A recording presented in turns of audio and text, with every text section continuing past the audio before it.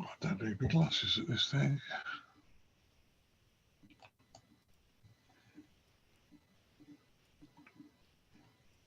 So, okay, I need to mute that.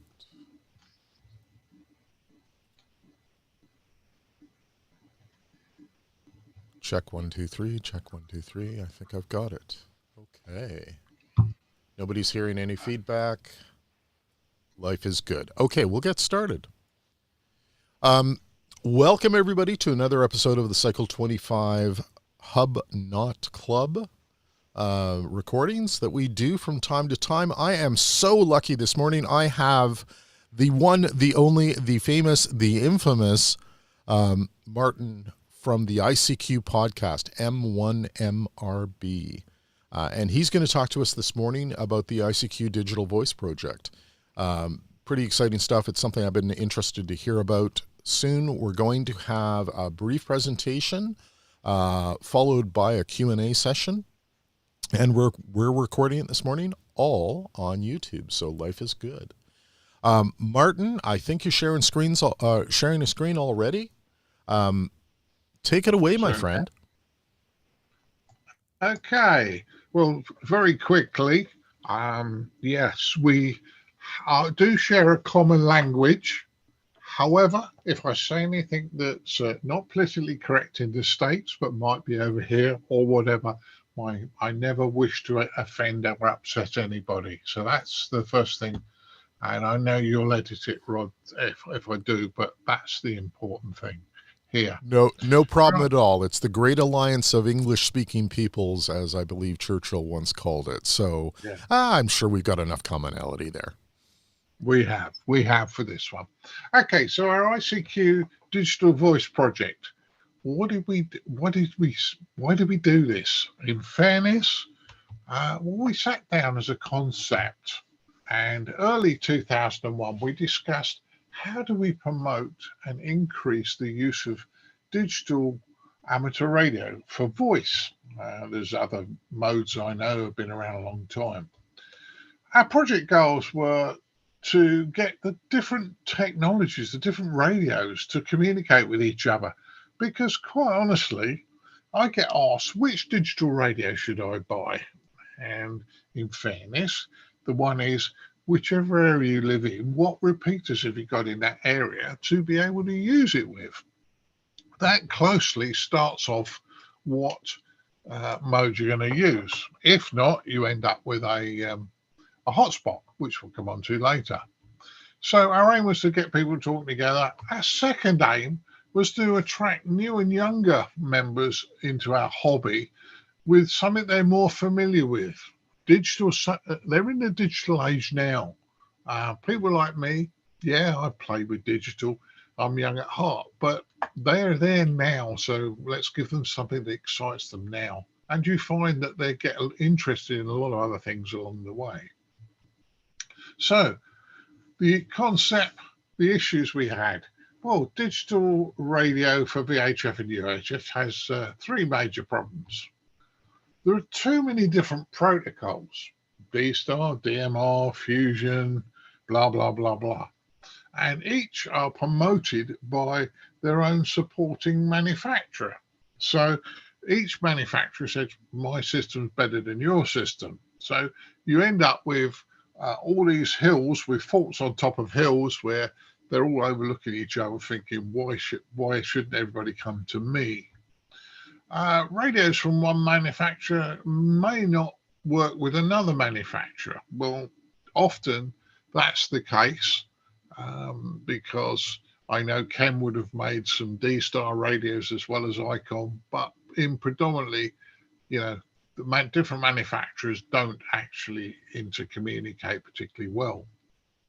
So, and the last thing is there are too many connection locations on the internet to find somebody. And you could say what we've actually done is create even more, another space that you'd have to look to go and find us. But hopefully what we've done makes sense as we come through it. So, okay, this can totally lead to frustration, those things I've just told you, where it really does throw the spanner in the works. So the concept. Well, this is a work in progress. We've been on it over 2 years. It still isn't finished. And new developments will happen depending on usability and return in investment. If I wanted to add a different mode, I've got to look at the cost of the ongoing cost of it, because if we give it away for free, I don't want it to cost a fortune. So, or any more, much more than it costs us now. Our project will evolve over time, and it already has evolved into version 2, as we'll show you in a while. And as new technologies and services will be evaluated to see if we can get them on board. And there are a couple I'm looking at, but not seriously at the moment. I need to be in a more stable situation, or remain stable for a while before we start adding extras. So, choosing a base technology. Well, there are 6 major digital modes for VHF and UHF for voice. You've got DMR, you've got Yaesu Fusion, which is C4FM, not WiresX. WiresX is just a backbone network of Yaesu repeaters. You got D-Star, you got NXDN, you got M17, and you got P25. 6 different modes. Which one do you choose? Well, we did a lot of soul searching on this one, which would be our base platform that we will build off. We chose DMR. Now, there are a lot of reasons for that. Is choosing DMR, there are a lot of DMR networks out there, but there are also a hell of a lot of DMR radios out there that you can actually buy fairly cheaply compared with other modes, and become certainly worthwhile. Now, when you look at them, and I've thrown this up, and Phoenix, by the way, has gone by the way now, and it's called Scottish DMR. And some of these are all up and down all the time. But DMR, I decided that we would go with DMR. I decided we'd choose Brandmeister. And Brandmeister was a serious choice because they have a large, reliable network infrastructure that I liked. Others have got large infrastructures. They've got a large number of users worldwide. Now, one of the things that I believe is the case is if you go to a Brandmeister server out there in the world somewhere, you can tell that server which talk group you want to be part of. Whereas some of the other modes are limited by only half a dozen talk groups, depending on what the repeater keeper decides you can have. So that's all very well, but it doesn't give you worldwide communications to whoever you want to talk to. So that's why we went with Brandmeister. They've got great support tools, really good tools. And this one's probably one of the most important things. The UK Brandmeister support team are ICQ podcast listeners, and early on did offer assistance. Now, many people have said to me, Martin, why did you go Brandmeister? You could have gone XYZ or this one or that one. Brandmeister are really difficult to work with. No, they're not. The problem people have with Brandmeister is that they try and get too clever, and they say, "Oh well, I'll tell them what they need to know, and then I'll carry on and do my own thing." And when you take the Brandmeister network down because you've done something wrong, they get very upset and they shout at you. If you stick your hand up and you go, "I want to do this. I'm not 100% sure. This is the plan I'm working to, and these are the phases we're going through." Brandmeister will give you a big tick in the box because they know what you're doing. And if you involve them all the way along the line, they cannot be more helpful. So I think many times it's the individual that creates the problem. Now, getting started, we started with the Brandmeister talk group, which was allocated to us on a temporary basis. Yeah, not the one we've got now. We did 3 weeks of tests by the ICQ presenters and some test users, and all around the world. Phil in Australia, we had a couple of guys in the States. We really tested it quite heavily for 3 weeks, and Brandmeister Talk Group was really working for us. So on completion, we complete our test. We asked Brandmeister if they could allocate us a talk group. They came back with an international talk group, 9480. There aren't many 9 talk groups. There aren't many 4-digit talk groups. And I think they're like rocking horse manure, and you would really struggle to get a low number like this. I hit them in a good mood right at the right time. I don't think you would have as much luck as I did, truthfully, but it was luck. Okay, so looking early on in February 2021, this was kind of how our network looked. We got the Brandmeister coming into our bridge server, and if you were running Brandmeister through a repeater or a hotspot, you could talk to us. And we also had this thing called Droid Star, which is a mobile phone that would actually connect in using the mobile phone. So that was our first part, and we got phase 1 completed. Lots of contacts, everybody talking, and we had lots of fun. Phase 1 complete. Phase 2, we created, tested, and deployed a bridge between Brandmeister Talk Group, TG9480, our talk group, and Yaesu Fusion. Hence the numbers look very similar, because we tried to do it that way. And equally, Yaesu Fusion group numbers have to be 5-digit, so it's 09480. And NXDN, we added NXDN, which I'll explain a bit more about later. We got a talk group 9480 on NXDN. Now, NXDN is a protocol used by ICOM radios, commercial radios, called ICOM call it IDAS, Kenwood call it NetEdge. It's kind of their version of DMR. It's not pure DMR, but it's pretty much their version. And if you get an IDAS radio or a NetEdge radio, you can take part with us on here. Whichever way you came into the ICQ podcast, in any of those modes, you were able to communicate. So a Fusion radio could talk to a DMR radio, which was great. And we publish this on the internet, on Facebook, and say, hey, ICQ DMR bridge is down place. You can talk from DMR across to Fusion and XDN. And that got some interest. So that was our thing later, around about March, April, May, May rather.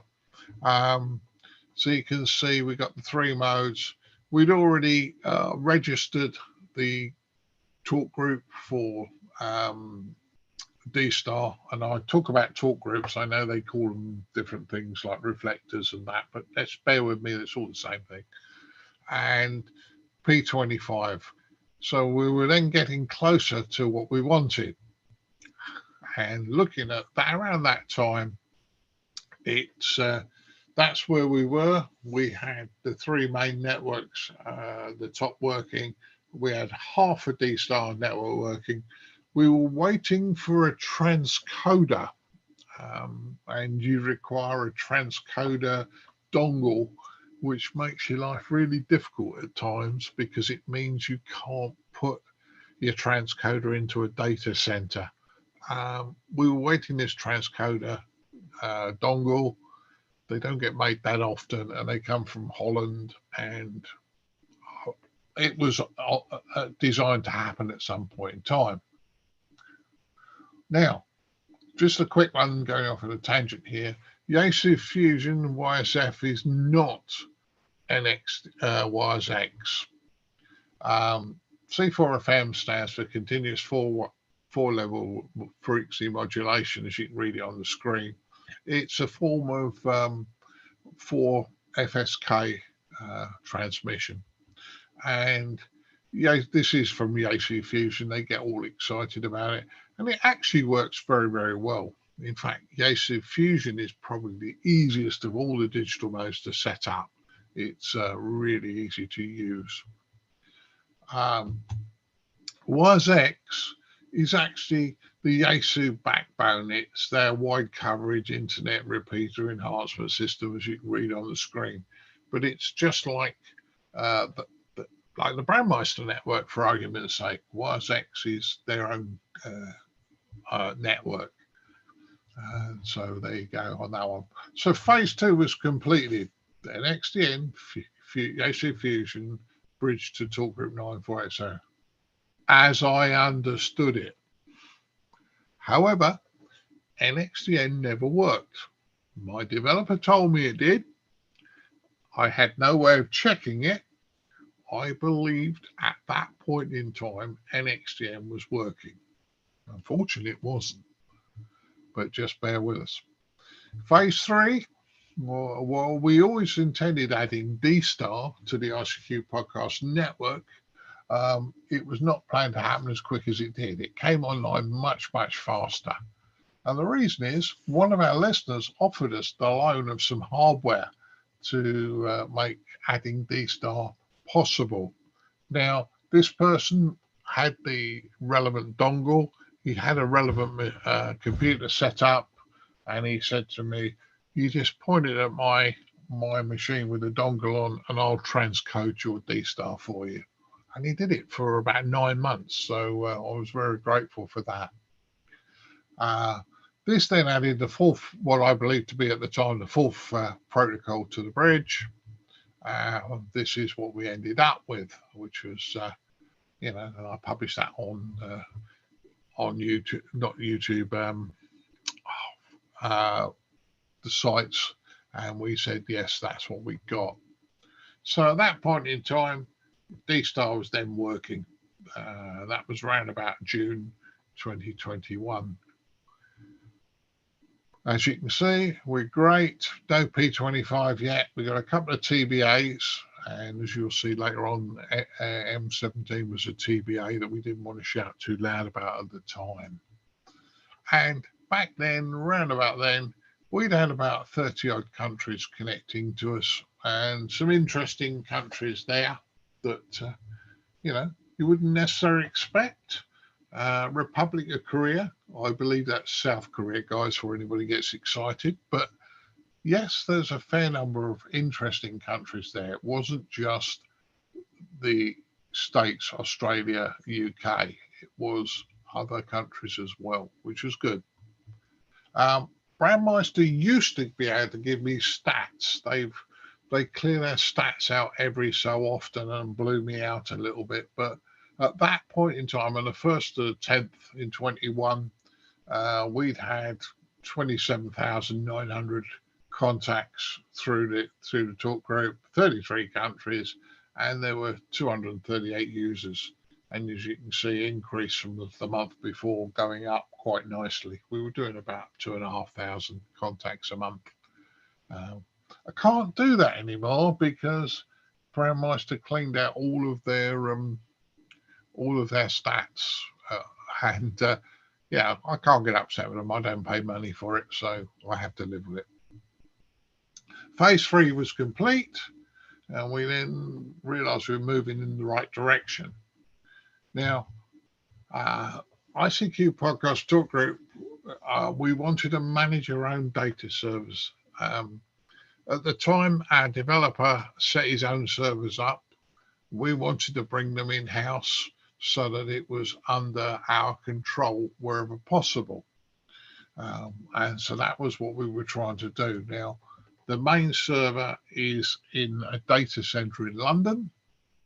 The transcoder server, unfortunately, lives in my house because I can't, to put a transcoder server into a data center with a dongle hanging in the front, I have to buy a whole server and all those bits and pieces. So the D-Star transcoder has to be done remotely.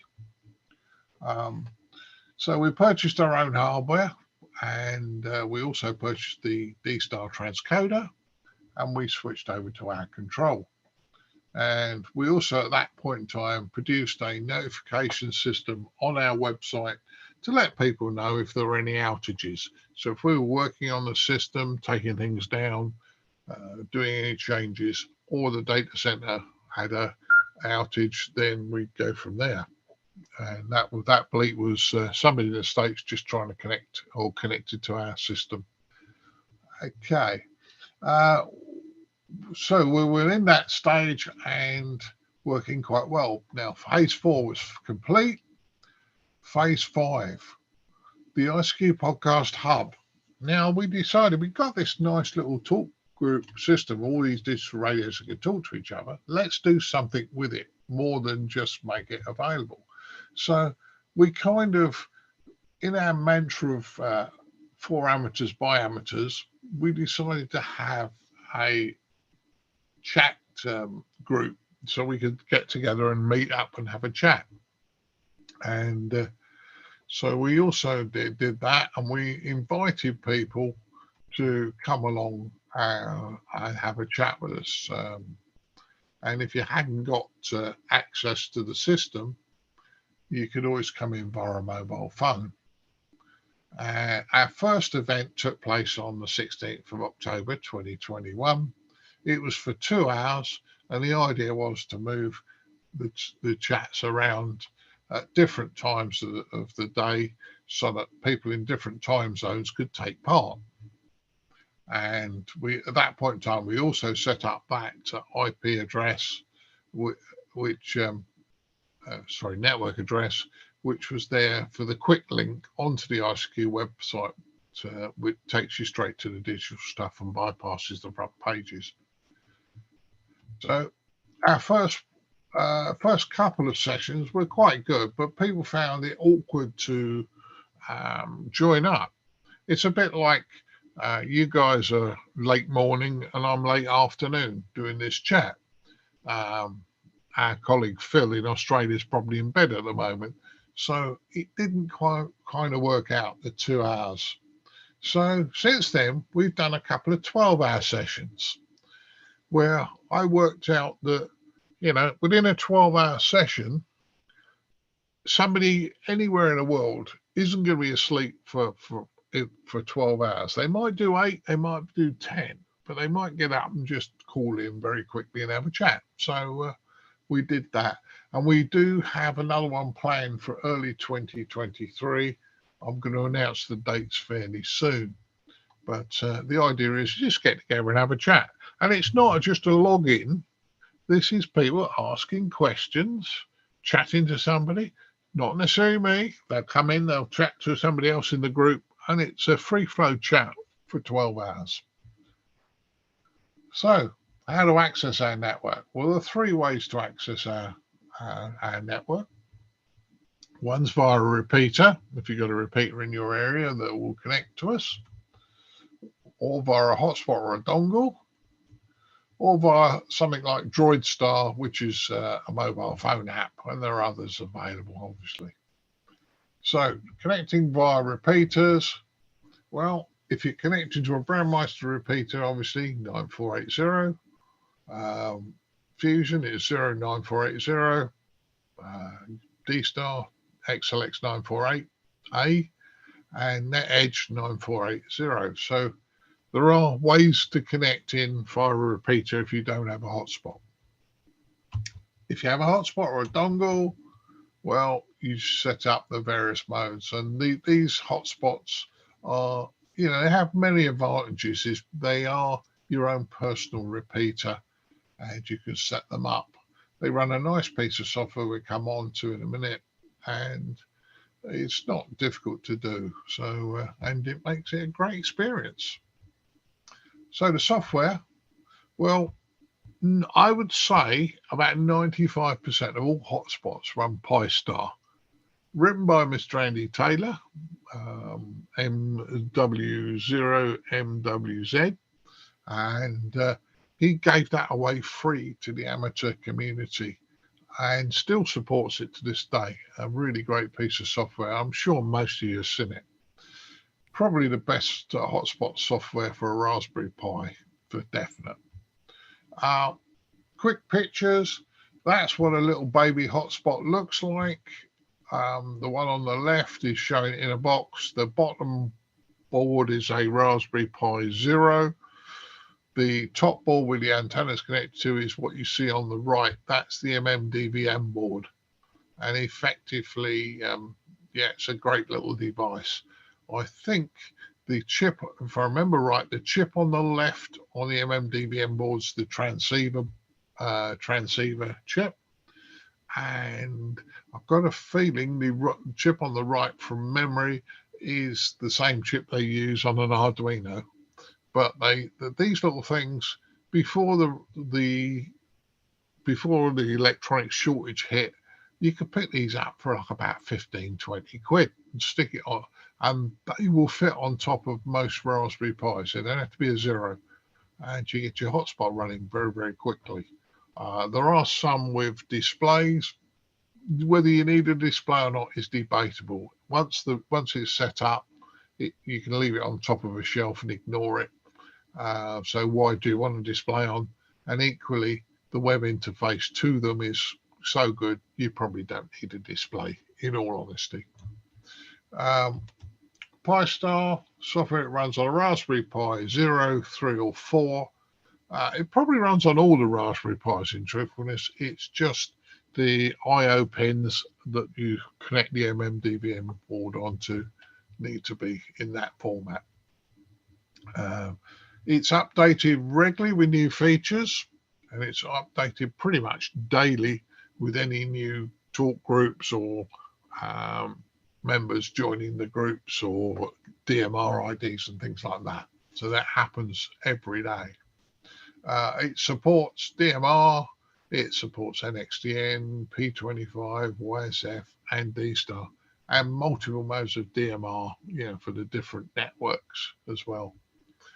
It's quite easy to install, and there are some useful, helpful tools for setting up the initial Wi-Fi connection on the Pi-Star website.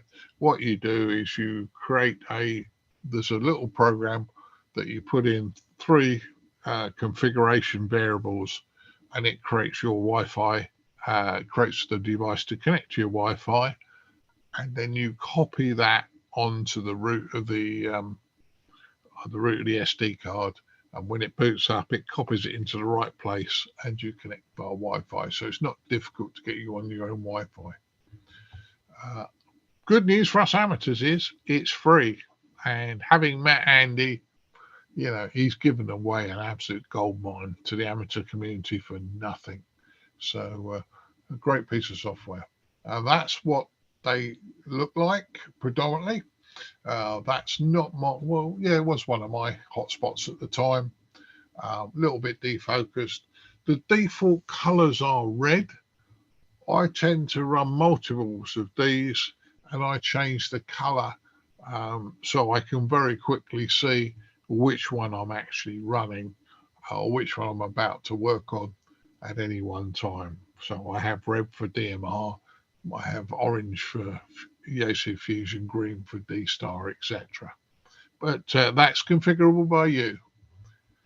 Okay, Pi-Star updates. If you're running a hotspot with Pi-Star, as I said, and it's connected permanently to the internet, it gets its updates every day.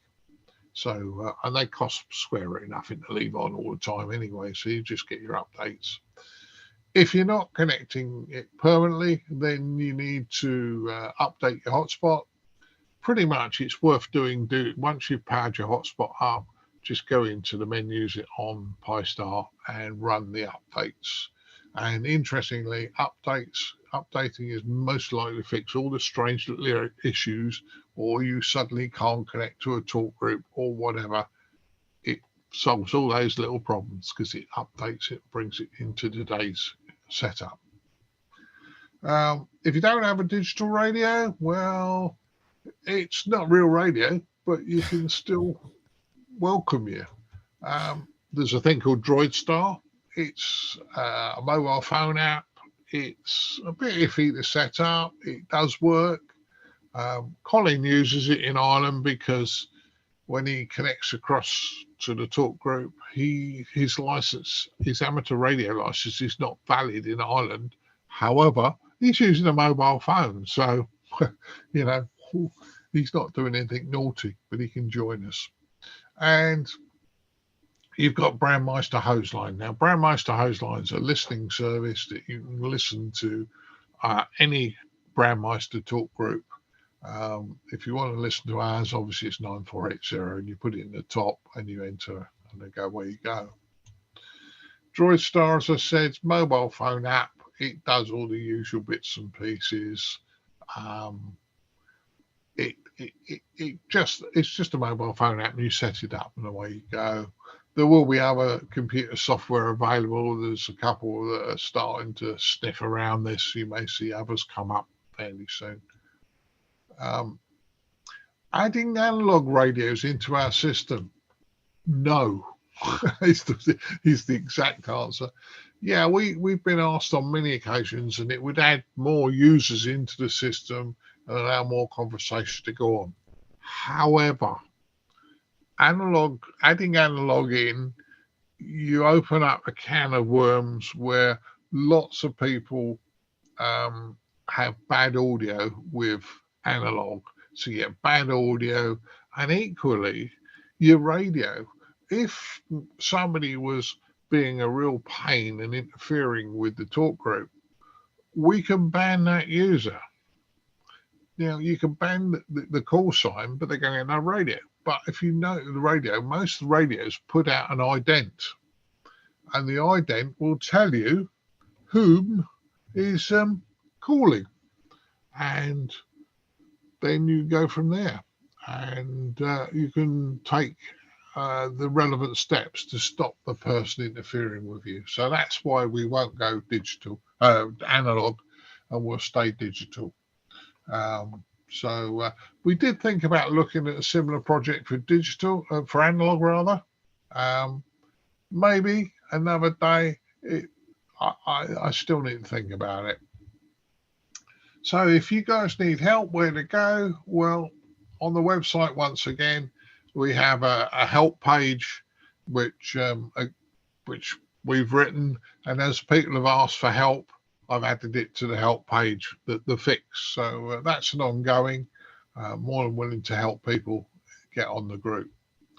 Connecting, well, however you connect, and this is going to be straightforward, however you connect to our system, just enjoy yourself. Behave yourself and enjoy yourself and make the most of it.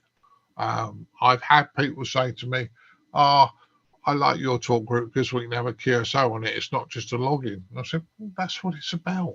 Do you want to chat to me? You want to chat to one of the others? Chat away. As long as you're not abusing your license, I don't mind. Right, so that brought us to December 2021, where things slightly get interesting. So we got as far as 2021, bearing in mind I still didn't know that NXDM wasn't working. So it was agreed that we'd have a change control freeze. And because this is a busy time, the three of us, our developer Colin and I, were all busy over coming up for Christmas, blah, blah, blah. The score. Our developer at the time could not stop fiddling. And because I caught him in fiddling and changing things, and then things didn't work, and then he changed the house and it didn't work, and I caught him fiddling, I locked him out. I locked him out of the system. Then, as a result, words were had, and he left the project in an unstable state. I won't tell you exactly what was said, but there he left. So 2022, we're catching up. I'm not a developer or a program, but we limped into 2022, making some improvements along the way. In March 2022, I was contacted by one of our listeners of the ICQ podcast saying, "Mine, this is too good to let die. Come on, I'll help you. I'll help you get this to work." And he said, and he told me that he could do the whole thing in a few hours and get it to work in a few hours for me, everything I wanted, but he wasn't going to do that. He said, you have to support it. You have to be able to in the States to support it. So I'm going to teach you instead. So he spent a large early part of 2022 teaching me what was going on. Now, he was teaching me if and when he had the time, and because work was hammering him pretty hard. So some mornings some weeks I'd get 3 mornings with him, some I get 1. And we worked on building system 2. And he I think he drew the short straw because I'm not a programmer. It took me a long time to understand things. But at the go live date, when we finally kicked over from our old system onto the new system, we parallel run the system for about 3 or 4 weeks to minimize any disruption. Nobody told me there was a disruption. Nobody knew we were doing this. Nobody complained when I turned the old system off. So I think that all worked. And so now we have the things, and yes, they all work, including NXDN. Shortly afterwards, we added M17. Now, this is kind of just a one-way. We can't get off of our network to the M17 network. But if anybody comes in via M17 onto us, we can then talk to anybody who's got an M17 radio at the moment. This may change. We just need to wait and see.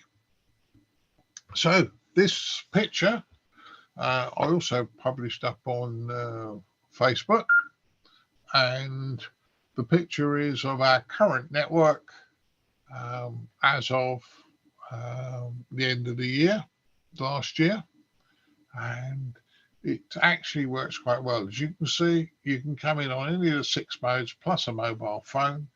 A multi-protocol gateway reflector is based in a data center.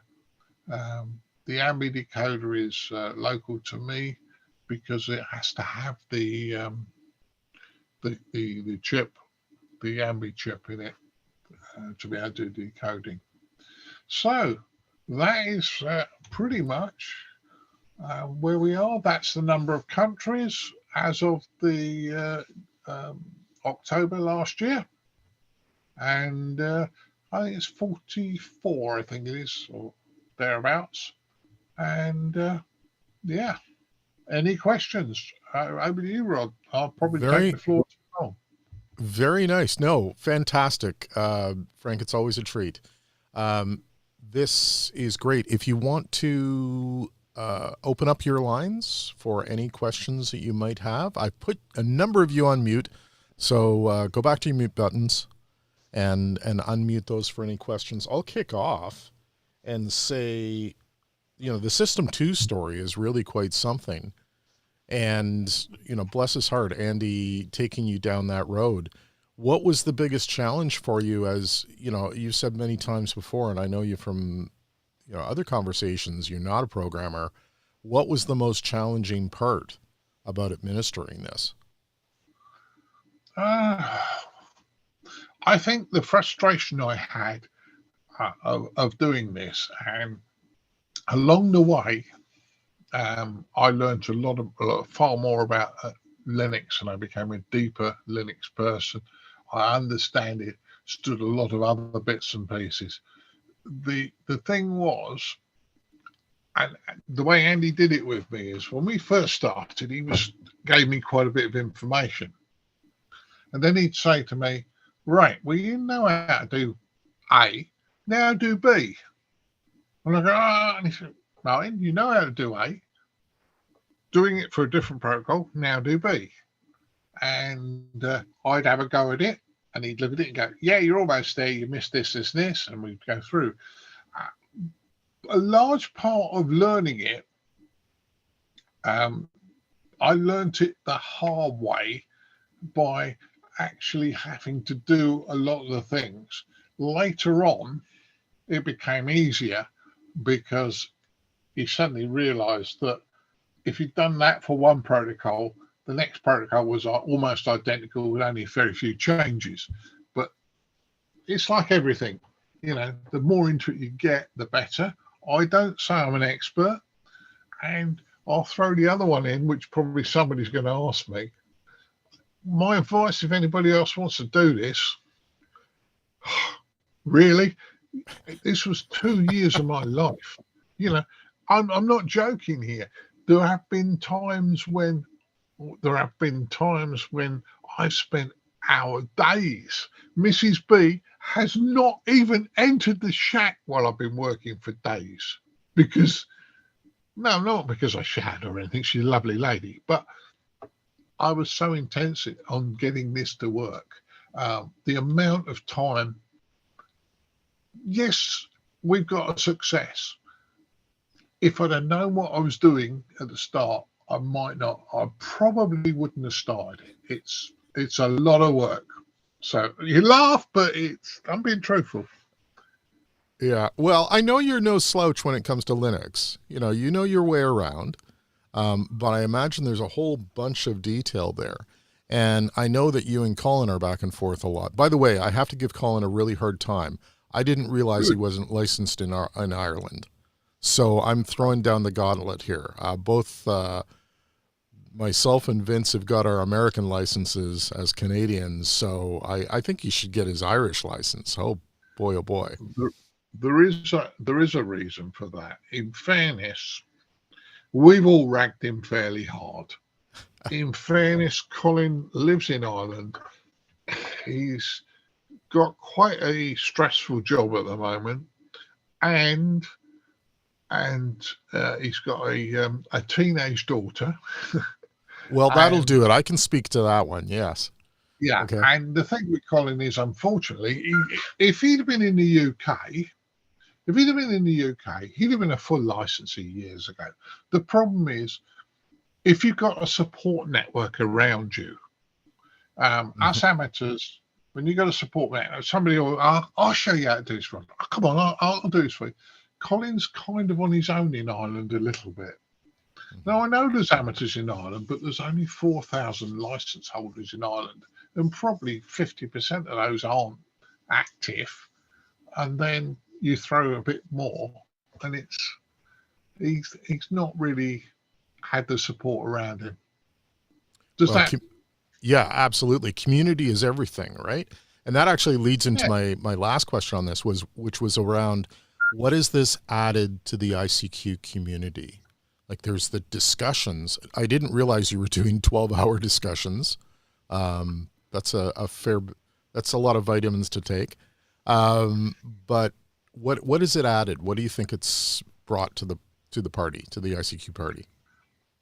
I think what it's done is it's added an extra level, an extra layer to us.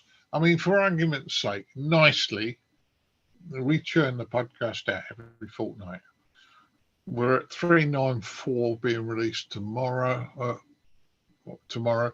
I'm at a stage where I'm struggling for features, as always, having done that many. The digital group was something we've always wanted to put something back in the hobby. Mm-hmm. Yeah, we've never taken advertising or sponsorship because we don't want to be beholden to a particular manufacturer or whatever. I would lay money that when we were out in Dayton 2 and a bit years ago, we were offered sponsorship that would have probably gone into tens of, or at least $10,000. Yeah. With people who wanted, we're standing there going, well, how much do you want then? We go, no, we don't want it. So, yeah, it's given us something else that we've put back into the hobby. We've always tried to put back into the hobby and made it for amateurs. That's awesome. And lots of people think I'm stupid because I don't want to make any money. There you go. All righty. Any questions from the crew? Don't be shy. Just turn your mics off. I'd just like to say to Martin there. Greetings, Martin, from Stoke. Hello, John. It's nice to see you. Oh, sorry. Thanks so much for coming on, mate. It's nice talking to you and nice seeing you. and appreciate the talk there. Very, very interesting. And I'm up in Staffordshire. Right. Well, you have access to the ICQ podcast digital talker at any time you want. The whole world does. Cheers, mate. It's quite strange actually, because it's not only listeners that have found us. Yeah, listeners know about it, but equally I've had people come up on the talk group and say, oh, didn't know what this was, but there was a bit of activity, so I thought I'd come on and see what's what. Then they have a chat with us, and I'm not naive enough to say, oh, it's only for ICQ people. No, it's not. It's for the hobby. So anybody can use it. As I say, I was asked once what were the rules, and all I said was, behave yourself and make sure you don't contribute your license, but behave yourself. Enjoy the hobby and behave yourself. Don't pick a fight with somebody. Enjoy the hobby. Well, that's where I go with that one. Does that make sense? Or Total sense. Martin, the talk group's really a lot of fun. The thing I would just kind of, you mentioned this in the podcast, when you chirp down on that network, you do have to hold the key a while because you're connecting to a lot of people. Yeah. No, you're right. Because there are 6 different systems, you will always hear a little bit of a delay. Now, I can't beat that. When I worked in the commercial industry, a lot of building sites didn't like digital radios because there is a delay between what's said and what comes out the radio. Now, if you are 2 miles away and I have a conversation with digital, you think it's quite normal. You're in the same room as me and I push the button and I say something, half a second later it comes out on your radio. And it's obvious there is a delay. And the reason for that is we're analog, it gets converted to digital, it gets transmitted from as digital, it comes out of digital, gets converted back to analog to come out the speaker. There is a delay. Now, there's that for just one type of radio, say DMR to DMR. And building sites don't like them because if a crane operator is lowering some stuff into a hole where he can't see where it's going into, the banksman down below is guiding him in with a radio. Well, half a second could be 3 or 4 or 5 feet of, this lump of metal coming down hitting somebody. So they from a safety angle, they don't. Secondly, also, the internet's quick, but there are delays in the internet. There are also delays in the different modes. And you can see it on the talk group. If you can see one mode will be quicker than the other, you key up on, say, D-Star, and the fusion radio will wake up a second and a half later. That doesn't matter when you're only using one radio and you're sitting in your own location. But what I will say is, if you key up to connect to the talk group, and I see it all the time, people will key up for half a second, right? Well, that's fine, but you might have only connected to the talk group in the mode you're in. So if the world's listening on D-Star, for argument's sake, and you've just keyed up on Fusion for half a second and it hasn't made it into the D-Star network, nobody's going to call you back. So you really need to key up. Even if you're not going to say anything, you need to key up for about a second, maybe just over a second, for everything to connect to all the different modes, and then away you go. Does that make sense? And then leave a gap between you finishing your conversation and the other person jumping in, just so that everything locks up. Hey, Martin, are you at your radio? I am, Frank. Which one do you M1 MRB. M1 MRB. This is K4 FMH. Did you hear that, Frank? No, I was talking. Sorry. Yeah. No. It's not quite a second. It's actually quite sparky. Yeah, it depends on what. Sometimes it's longer. I don't know what mode Frank was using because I wasn't paying attention. What mode are you using, Frank? I'm coming in on DMR. You're probably on Yaesu Fusion. that was the AC Fusion. Let's go back to you. K4FMH, M1MRB. K4FMH, M1MRB. Roger. Martin, this will be on the YouTube for Cycle 25, just a brief demo. And not too shabby across the pond today. My final K4FMH back to M1 MRB. Yeah, Roger, Frank from M1 MRB. I'll say 73 for the moment. We'll carry on with the video call.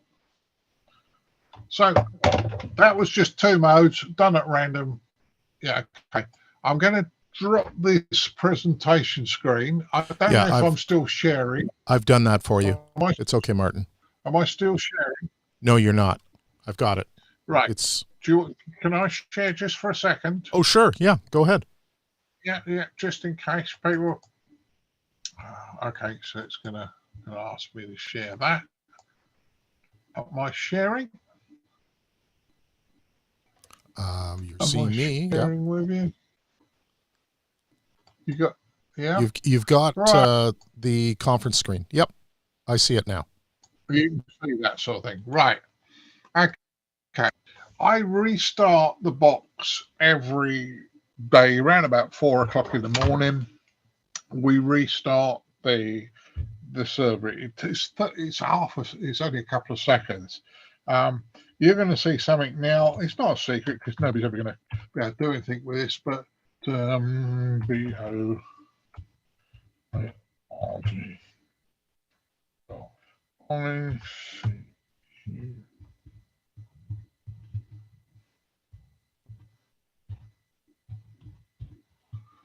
I've spelt that right. No, I haven't.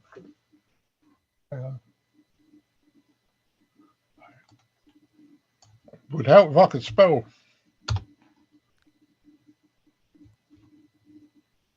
There you go. Okay. So as you can see, today, unfortunately, we've only had 5 people connect through, which is a bit of a fib because I know Martin Rothwell was on earlier. But I've obviously restarted it. But you can see there's been a couple of DMRs. Frank was in just now on DMR. Mine is showing your YSF room. Just it's a YSF call through. And that one I would suggest is actually a D-Star because of 5100. Yeah, that was me, by the way. And I have the similar sorts of delays as what I heard between the YSF and DMR. Yeah, no problems, no problems. Yeah. Looking at this, that's your dongle connected to us. I can tell you, I limit the first 2 digits so that it gives you a bit of security. Somebody doesn't try and hack you. Anything ending in 01 is in my house. Anything ending in 90 is out on the internet.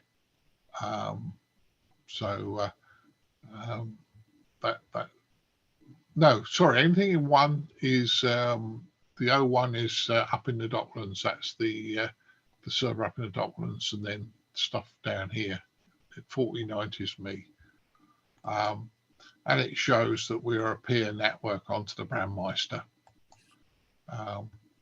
I could have multiple modules, but if I give you 10 modules, all I'm going to do is find that people be on about 10 different modules calling and nobody will talk to each other.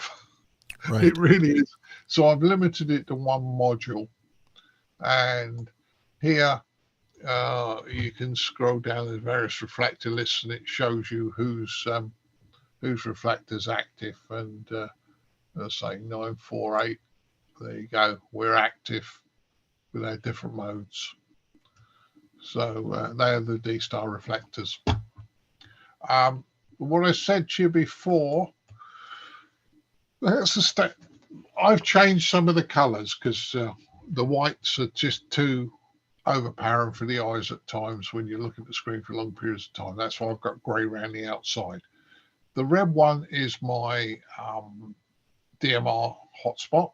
This one's actually a duplex hotspot. So I could have conversations going on both talk groups if I wanted to. That looks horrible, Well, that's a D-Star. No, sorry, that's a DMR simplex hotspot. That one's my D-Star hotspot because I've made it green. You can see I've got to sort some things out here, guys. My hotspot is causing problems at the moment. I need to recalibrate it. I meant to do that. I did some changes the other day and I haven't calibrated it. So anybody else coming into the system won't have that problem I've got there. That's my Yaesu Fusion hotspot. And sure enough, you can see we were there. That's the P25 hotspot. And you can see Frank came through P25 hotspot as well. And yeah, you guys came through. And that is the NXDN hotspot. And you can see you came through. Now, if you blip it for 0.5 of a second, he didn't make it into the P25 network. So if somebody was listening on P25, they wouldn't have heard him because gentleman didn't leave it long enough. So Kevin didn't transmit for long enough to make it into the group. Does that make sense? Makes total sense. Yeah. So I'm showing you lots. Yeah, I was going to say, George, you're up next. Did you still have a question? Yeah, I was curious, Martin, with all the different modes that your system is supporting, I guess you kind of answered my question here by going through these different ones. I was going to ask you if any one or two of the modes was the most popular, because there's not nearly as much activity on NXDN or P25 as the others. And I was just curious what kind of activity you've seen on those less used modes. In fairness, as of Christmas, I can do P25. I have a native P25 radio. I don't have a native NXDN radio. What I have to do is to use the Pi-Star software to convert from YSF to NXDN.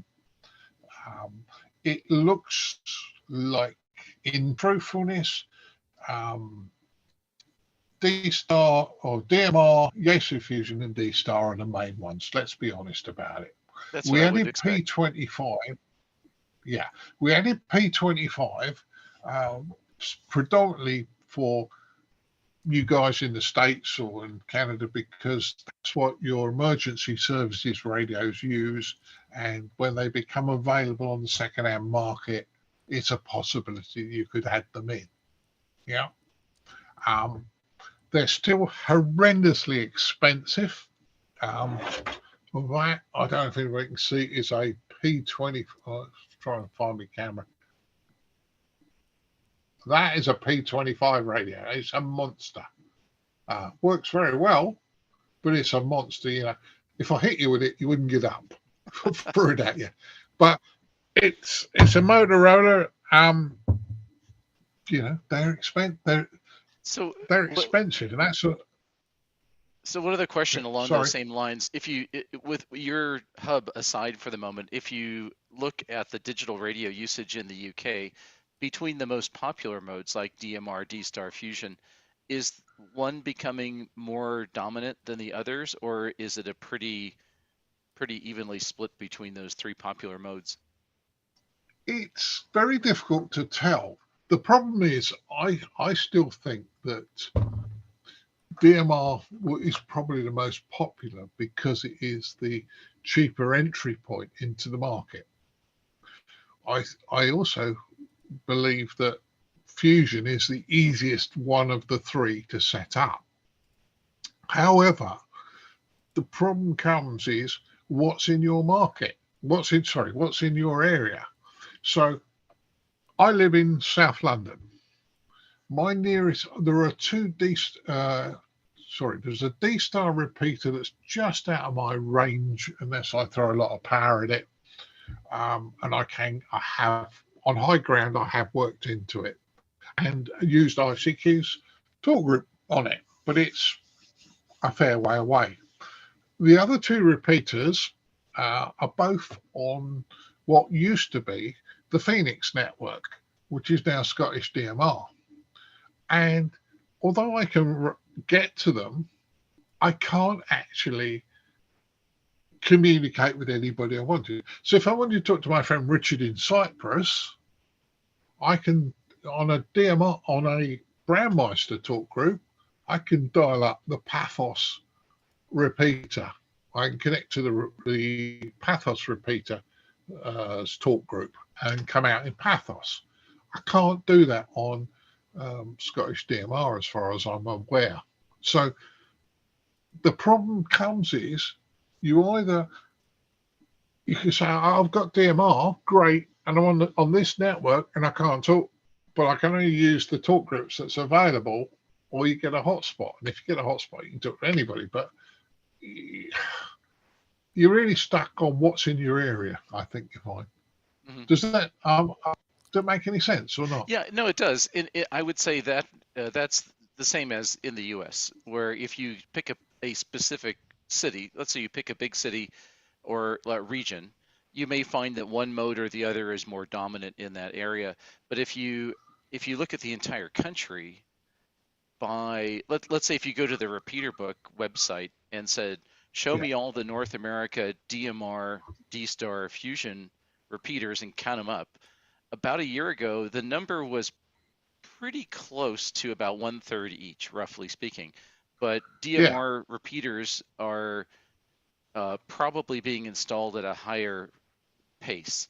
So if that trend continues, it's probably going to be more DMR generally than the others. But at the moment, I'd say in very coarse terms, it's probably a kind of a 3-horse race from a national perspective. Well, in fairness, I live about a mile from what should be a fusion repeater. It's okay. Our club has a fusion repeater. It's connected to the WiseX network when it's live. At the moment, waiting to put a new repeater in because the old repeater lived in a very hostile environment for a while. We weren't aware. It was on a hospital roof. They knocked one of the walls down. All the elements got in. It got wet. Blah blah blah blah, and it's died. The club's just bought a new repeater to go on there. It's going to be a Yaesu Fusion repeater again, but it's on a WiseX network. Now, if I wanted to do WiseX and I needed to add it into, say, connect onto the WiseX network, I'd have to have a PC running all the time. I'd have to buy the HRI 200 interface, possibly a radio to connect to it. I'd have to blah blah blah.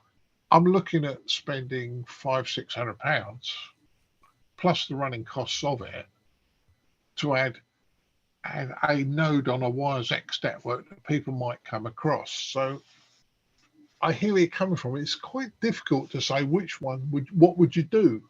I mean, I've half looked at YSF. Adding WiseX. And don't get me wrong, the guys down at Yaesu, go on, mine. When are you going to do it? Well, it's a great idea, mate. But I'm not asking you to pay for it, Mr. Yaesu, and I don't know that it would get that much traffic. I could be wrong. I don't know, George. So one last comment. I think your hub idea is a really good one. We had a unexpected consequence of doing multiple digital repeaters in our club in the San Francisco Bay Area. We put up a D-Star repeater, then a Fusion repeater, then a DMR repeater, in addition to our FM repeaters. And we managed to take our community that used to be 100% on the FM repeaters and cut it into 4 pieces and split the community into 4 parts, which was not the intent at all at the beginning. And so I think this idea of bridging between the different systems is a really great idea, because it takes a community that may naturally want to use different equipment and be able to bring them together as opposed to split them apart. So I think that's great stuff. So I think that's a super project. Yeah. Well, as I said to you, it ain't easy. I'm not the world's best developer, but you spend a lot of time on GitHub, and a lot of stuff you've got to go there and they just give you this bit of information. You go, what am I supposed to do with that? And then you have to suck it out and compile it, and you're scratching your head, and Alrighty. naughty words get said and all those sort of things. Yes, well, before those come out, and it's a lovely thought to leave it on, George. I think that ties it all up together. With that, I'm going to end the recorded session with Cycle 25. Tune back into us on YouTube from time to time. It's www.youtube.com/cycle25. But of course, I'm saying that for the recording, so you guys know that already. Hey, Martin, thank you. This has been awesome. And we'll talk to you real soon. Yeah, well, thanks for inviting me, and thoroughly enjoyed it. Lots of faces I recognised, so it was like coming home.